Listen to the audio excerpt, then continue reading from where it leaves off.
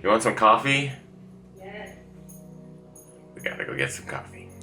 Clearly the remnants of a moving party. LaCroix, juice, and wine.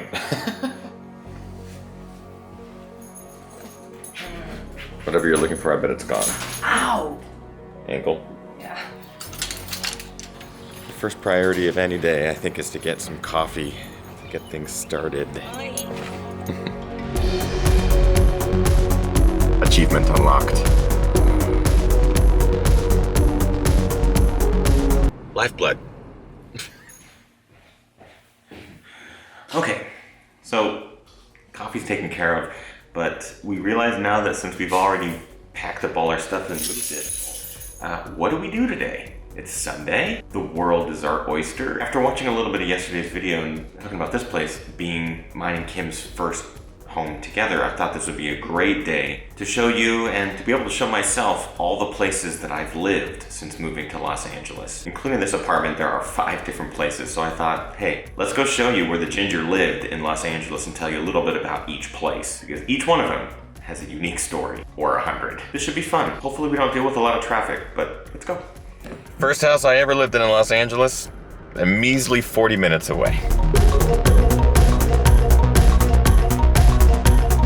So in 2007, when I moved to Los Angeles, I knew nothing about the city. I knew very few people. I think maybe I knew 2 or 3 people in the city in its entirety. A good friend of mine, Blake, who you'll actually meet a little bit later today, introduced me to his friend Ginger, who lived in Los Angeles. She was a comedian, talented actress. She's now gone on to do many incredible things, but she just so happened to be looking for a roommate at the same time that I was moving down. So this first place that we're heading to right now is the first place that I lived in with Ginger and another roommate, who we'll just refer to as Grendel. It was a beautiful first apartment, but the 1 year that I lived there was full of more horror stories than anyone could have possibly imagined, and undoubtedly made the first year living in Los Angeles very, very difficult. All right, we're getting there slowly but surely.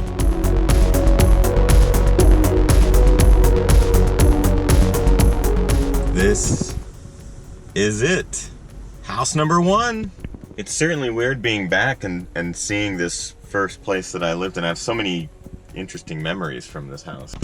So we lived on the bottom floor. It's a 2-story duplex, and it's an incredible house. When I rolled up here for the first time, it was like awe-inspiring to see what a cool place we were gonna live in. So as I mentioned, there was a third roommate in this house. I honestly don't remember their name, but we just kind of began to call them Grendel because it was almost a terror to have them as a roommate. We feared for our safety often. We ended up having to put deadbolts on our bedroom doors. It just became a nightmare. We ended up having to hire a lawyer and getting them evicted. It was this big ordeal. But the first year in Los Angeles was riddled with problems with our third roommate, and it certainly didn't set the best tone as to what I believed LA was all about. Luckily, I got a great friend out of it. Ginger and I still talk every once in a while, and she's gone on to some incredible things. But this is the first official home of the Ginger Runner. It's pretty exciting. On to the next one.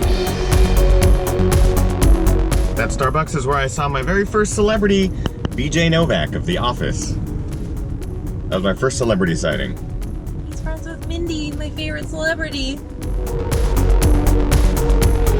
We're currently on the corner of Fairfax and Beverly, which is a popular intersection. CBS Studios is just behind us, which is also where people line up to go be on The Price is Right. One of the first memories I have of the city is seeing the lines of people waiting to get into the studio audience, and I always was asking, what are those people online for? And when I found out, I made it my goal to get into that line.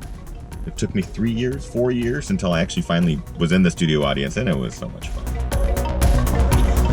This was my favorite place that you lived in the entire time you lived in LA.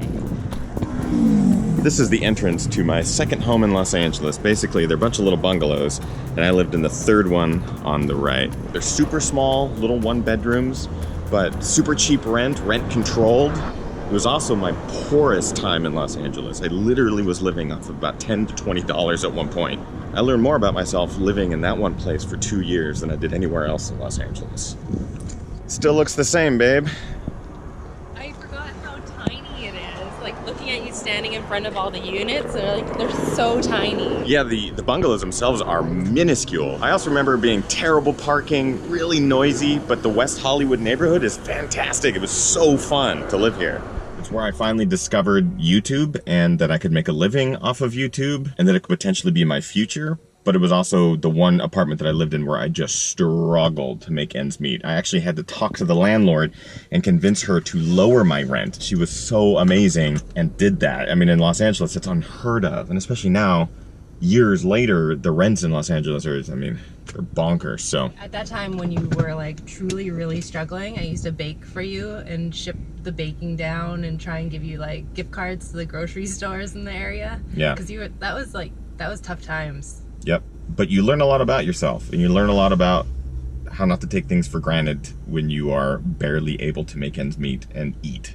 This is also the apartment where I started to train for the Seattle Marathon. I'm gonna try out this new anti-chafe body glide. Okay, well, here I go. This is it. This is the start of my 8-mile run. And if it gets bumpy, that's because it's me running. But I also remember that the oven door wouldn't open. That's how small it was. The oven door would not open. It would hit cabinets on the other side. I mean, I couldn't even bake cookies. So let's move on to house number 3.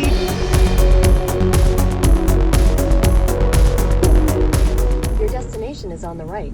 There she is. That is the house that Blake and I lived in for a couple of years. It was awesome. So this house is where Ginger Runner was started. I did all of my reviews in the garage. Basically, I set up the garage to be a private studio. My bedroom was just right behind this tree here. Loved this house. I thought it was great. Blake and I paid like nothing in rent. But where things kind of changed was we actually ended up getting broken into. And it was a pretty traumatic experience, especially when I woke up to the sound of my car's engine redlining in the neighbor's front yard because the person who tried to steal my car during the break-in couldn't drive a stick and ended up driving it into the neighbor's yard.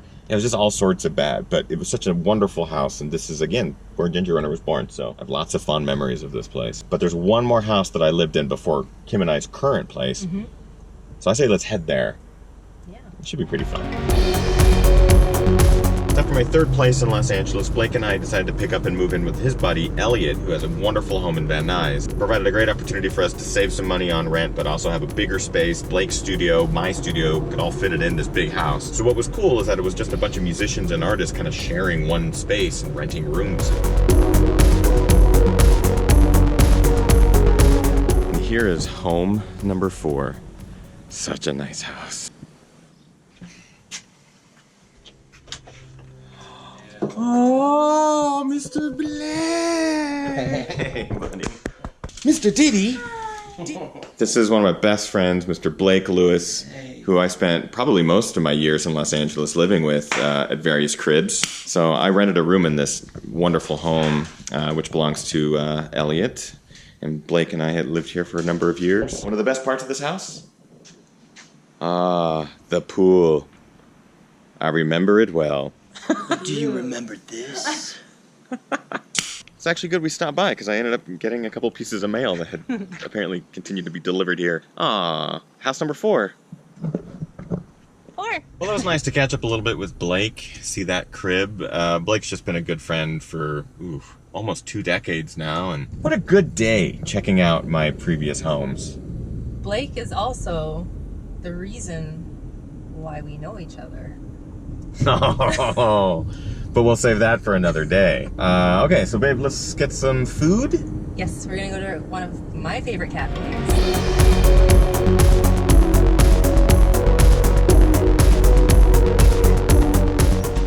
So that's it for the Newberry house tour. As much as I miss each individual house for what it was for me and for where it was in my life, I always believe that home is where the family is. Hi, buddy.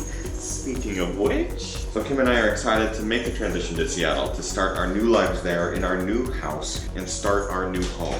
Now I have just a little bit of time for a run tonight. Tomorrow, another busy day. So I showed you my 5 houses I lived in Los Angeles today, and it only took 6 hours to do that, driving across the city.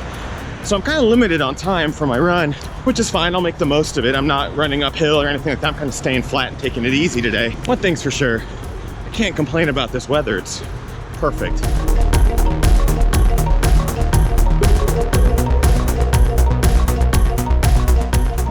You know those runs where you're minding your own business, you're enjoying every mile, but then suddenly you have the urge and desperate need to shit. It's officially one of those runs. I've got about 2.5 miles till I get home. I'm gonna do my best to make that as short a time as possible. Thanks, LA.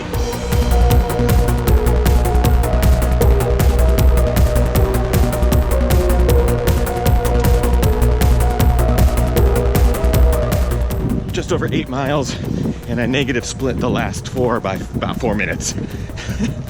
But who cares about that? Bye guys, bye guys. Success, that's a good thing. Little note, Nathan, I love your Vapor Craw waist belt. These things are awesome. Until you have to rip it off in an emergency and then it turns into a straitjacket. Hi babe, what'd you do while I was gone? Elevate that foot. What?